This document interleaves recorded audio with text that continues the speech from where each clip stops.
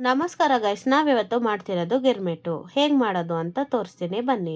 PAN ಇಟ್ಕೊಂಡು ಸ್ವಲ್ಪ ಕಡಲೆ ಬೀಜನ ಫ್ರೈ ಮಾಡಿ ತೆಗಿಬೇಕು.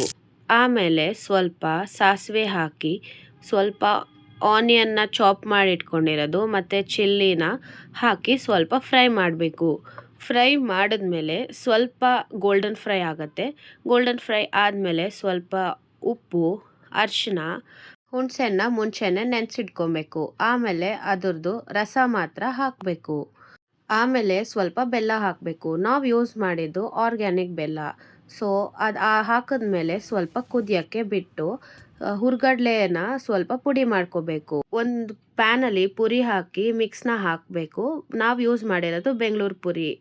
ಆ್ಯಂಡ್ ಸ್ವಲ್ಪ ಲೆಮನ್ನು ಮತ್ತು ಆನಿಯನ್ನು, ಟೊಮ್ಯಾಟೊ, ಕೊತ್ತಂಬರಿ ಎಲ್ಲನೂ ಹಾಕಿ ಸ್ವಲ್ಪ ಕಡಲೆ ಬೀಜ ಕೂಡ ಹಾಕಿ ಹುರ್ಗಡ್ಲೆ ಹಿಟ್ಟನ್ನು ಹಾಕಿ ಕಲಸಿ ಸ್ವಲ್ಪ ಮಿಕ್ಸ್ಚರ್ ಹಾಕಿ ಸರ್ವ್ ಮಾಡ್ಬೋದು. ಜೊತೆಗೆ ಮೆಣಸಿನ್ಕಾಯಿ ಬಜ್ಜಿನೂ ಕೂಡ ಮಾಡ್ಬೋದು. ಮೆಣಸಿನ್ಕಾಯಿ ಬಜ್ಜಿ ವಿತ್ ಗಿರ್ಮಿಟ್ಟು ಸಖತ್ ಟೇಸ್ಟ್ ಕೊಡುತ್ತೆ. ಆ್ಯಂಡ್ ಇದನ್ನು ಈವ್ನಿಂಗ್ ಸ್ನ್ಯಾಕ್ಸು ಮತ್ತು ಹೆಲ್ದಿ ಸ್ನ್ಯಾಕ್ಸ್ ಕೂಡ ಆಗಿರುತ್ತೆ. ನೀವು ಮನೇಲಿ ಟ್ರೈ ಮಾಡಿ. Thank you.